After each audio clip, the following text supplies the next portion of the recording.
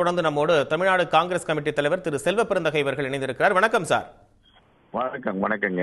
கல்வியை அரசியலாக்க வேண்டாம், இதுவரை மும்மொழி கொள்கையை அமல்படுத்தாத துரதிருஷ்டவசமான ஒன்று அப்படின்னு சொல்லியிருக்காரு தர்மேந்திர பிரதான். எப்படி பாக்குறீங்க? இது யார் அரசியலாக்குறாங்க?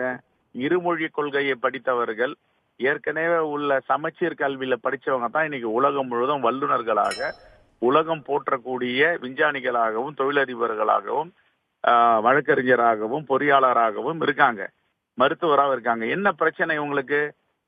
RSS உடைய கொள்கை, RSS உடைய சித்தாந்தம் மனு தர்மத்தில் என்ன சொல்லுகிறதோ அதை திணிக்க வேண்டும் என்று முயற்சி செய்கிறார்கள். ஒருபோதும் தமிழ்நாடு அனுமதிக்காது, தமிழ்நாடு மக்கள் அனுமதிக்க மாட்டார்கள். தமிழ்நாட்டுடைய முதலமைச்சர் மாண்புமிகு அண்ணன் தளபதி அவர்கள் ஒருபோதும் அனுமதிக்க மாட்டார்கள். இந்த தலைமுறை மட்டுமல்ல, அடுத்த தலைமுறைக்கும் வழிகாட்டுகின்ற மாநிலமாக முதலமைச்சராக இன்று தமிழ்நாட்டில் திகழ்ந்து கொண்டிருக்கிறார்கள். இதை வன்மையாக கண்டிக்கிறோம். இதை கைவிட வேண்டும்.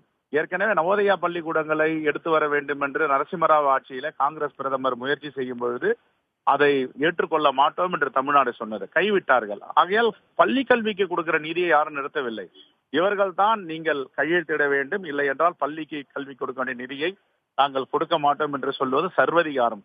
சர்வதிகாரத்தின் போக்கு, மனுநீதியுடைய ஆட்சியுடைய பின்பலம், RSS உடைய சித்தாந்தம் எல்லாம் இதில் வெளிப்படுகிறது. வன்மையாக கண்டிக்கிறோம். மாண்புமிகு முதலமைச்சர் அவர்கள் பெருந்தன்மையோடு இதை அணுகி கொண்டிருக்கிறார், கடிதம் எழுதுகிறார். இதை உடனே ஒன்றிய அரசு எந்த கௌரவம் பார்க்காமல் எடுத்துவிட வேண்டும். பாஜகவை தவிர இந்த திட்டத்தை யாரும் ஆதரிக்கவில்லை. இன்னும் சொல்ல போனால் அவர்களுக்கு நெருக்கமாக இருந்த அதிமுக கூட இதை புறக்கணிக்கிறது. அதிமுக கூட ஏற்றுக்கொள்ளவில்லை, எந்த கட்சியும் ஏற்றுக்கொள்ளவில்லை. அப்பொழுது என்றால் தமிழ்நாட்டு மக்கள் நலனில் அக்கறை உள்ளவர்கள் யார், தமிழ்நாட்டு மக்களுக்கு எதிரானவர்கள் யார் என்பது இதை காட்டுகிறது.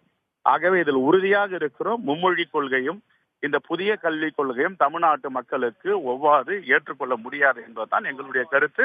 மாண்புமிகு முதலமைச்சர் எடுக்கும் எல்லா முயற்சிகளுக்கும் காங்கிரஸ் பேரியக்கம், எங்களுடைய தோழமை கட்சிகள் அனைவரும் உறுதியாக இருக்கிறோம். இதை எதிர்ப்போம், இதை முறியடிப்போம்.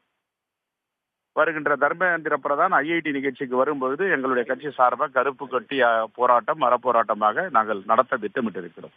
நன்றி, வணக்கம் சார்.